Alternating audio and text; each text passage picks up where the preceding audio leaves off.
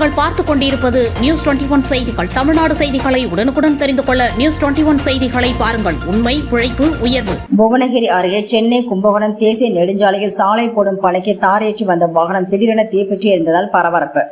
கடலூர் மாவட்டம் புவனகிரி அருகே சென்னை கும்பகோணம் தேசிய நெடுஞ்சாலையில் பின்னலூர் பகுதியில் 4 வழிச்சாலை விரிவாக்க பணிகள் நடைபெற்று வருகின்றன.